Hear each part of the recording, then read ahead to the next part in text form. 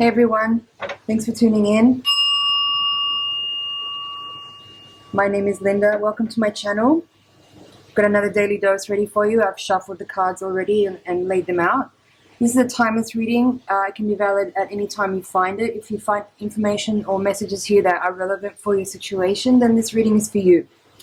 What we have here is where you are now, the challenge you face, the resources you can use, the hidden forces, the potential outcome. We have the Eight of Swords twice in your reading. And from the runes, I'm going to take one for what are the hidden forces. We have Feihu in reverse. Alright, 1 second here while I tune in. There's no major arcana cards in this reading.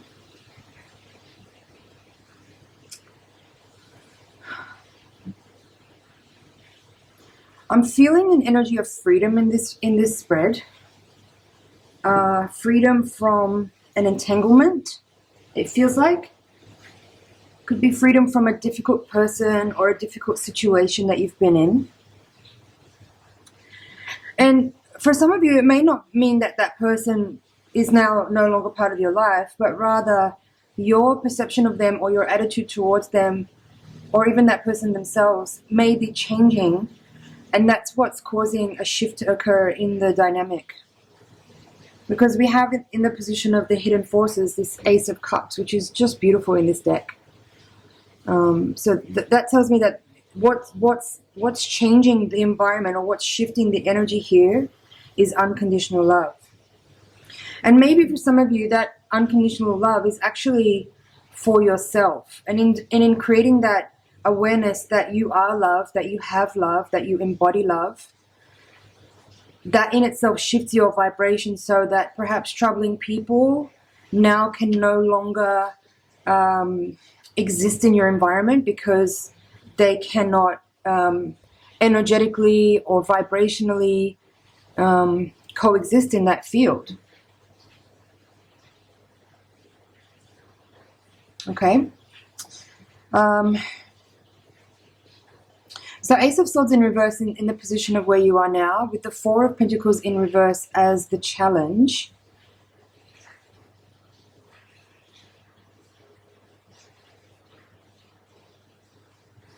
For some of you, it's about letting go. That's very broad and very vague, I know.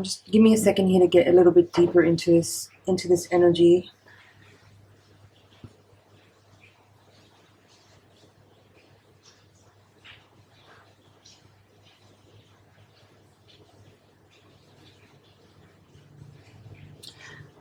What I'm feeling here is that for some of you, I'm kind of jumping ahead to this rune here to get more clues about this situation, because this rune here in the position of what is the spiritual lesson, this rune is called Feihu, and it's in reverse in your reading. This is in the upright position. It looks like this, and it represents, it represents wealth. It represents domestic cattle, which represents wealth or income or possessions or earned finances. It's also financial strength. But in the reverse position, how I'm feeling is that this energy is describing letting go. Like for someone watching this reading, it could be that there is some could have been, or maybe has been, or is a dispute with a person over property or over resources. For some people, this could be describing some kind of, like, if there's been a separation with a partner, there could have been some discussions or disputes over personal property or resources, assets, finances, things like that. And in that case, for someone, you might be finding that you get freedom from the entanglement by just walking away and letting go of whatever physical or financial things you had hoped to receive as part of a separation or as part of a split. And that, while it might be difficult to move on from something that you had put a lot of time and effort and energy into, that in itself, that act of walking away, gives you the greatest freedom that you could possibly hope for. And while that might put you in a tough position financially, the emotional, spiritual, mental reward is so much greater. It's so much greater. Because in that situation, how I'm feeling this energy is that if that's what's been happening for you, it's almost as if the manipulation or the manipulation by a person, or the struggle that you've endured because of a difficult person, is over, and that freedom that you gain, or the love and the compassion that opens up for the self by being able to walk away from something, means that that person no longer has any power over you whatsoever. And seeing the Eight of Crystals come out in the Voyager deck in the upright, in the outcome position here, where it's in the reverse position in the beginning of the reading, like, for me, this card in these two different decks have a pretty different reading. And I feel like the Voyager deck gives a very evolved and much more like of a higher octave expression of what the Eight of Swords can be. So in the Eight of Swords reverse from this Morgan Greer deck, there is this liberation where you move out of this space of being tied up and being under a state of control, or being unable to see your way through, or being maybe confused. Maybe for someone watching this is like what it feels like to be gaslit, right? But in the reverse position, you are freeing yourself from that by letting, like, untangling yourself, removing the blindfold, and being really real and really raw about what exactly the circumstances are that you're in, and taking an empowered step forward to getting freedom from a circumstance or a person or a situation or an environment where you have felt a little bit trapped, or a bit under duress, or under the manipulation of other individuals.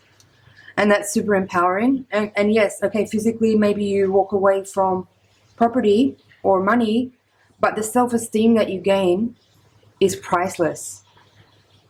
Priceless. And so, okay, I was talking about this and I got distracted. But the Synthesis card in the Voyager deck, the Eight of Crystals, what that tells me is that you have, on a very deep level, understood an incredibly powerful lesson that you've been enduring for maybe some time, maybe for lifetimes. For some of you, maybe this is an energy that you've been dealing with repeatedly in life. For some of you, it could just be a snapshot moment where you've been in a difficult entanglement with someone. But the use of self-love and compassion, and the power that comes with sheer letting go, or the purity of letting go of something on every level, brings you to this point where you're able to synthesize all of your experiences.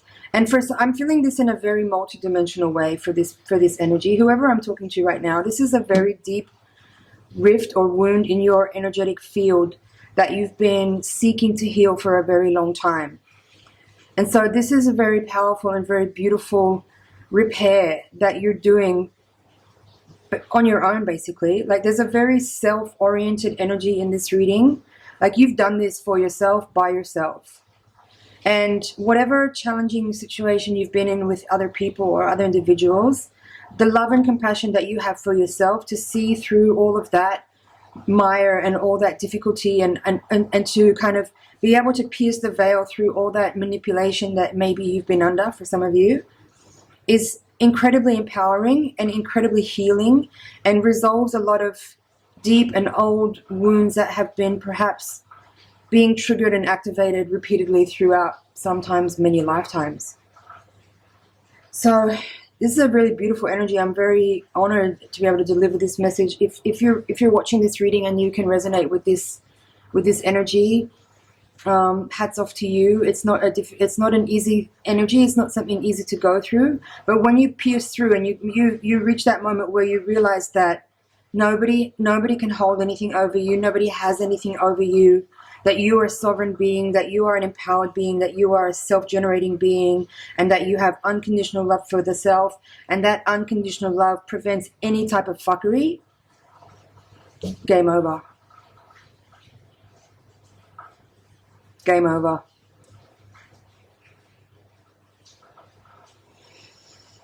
Really powerful. So for you, if this is your reading from here on out, like the steps that you take next after this energy of moving on from the difficulties that you've been under,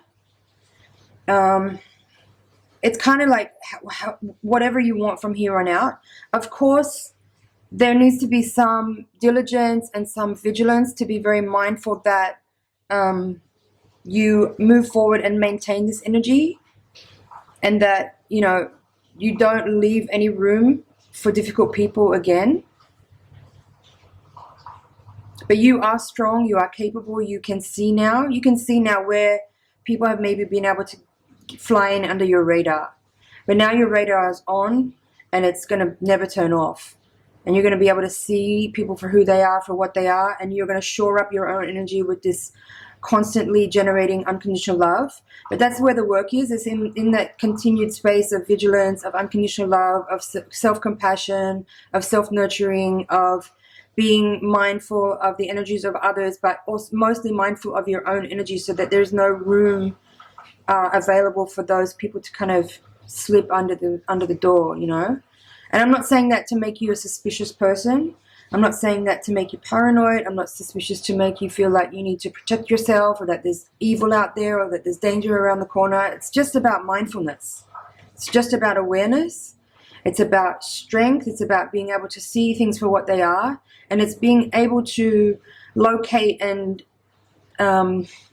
see things for what they are, with a discerning eye, with a discerning mind, with a discerning heart, and not override that with the fear that you're being judgmental of people, or with the fear that you are second-guessing yourself either.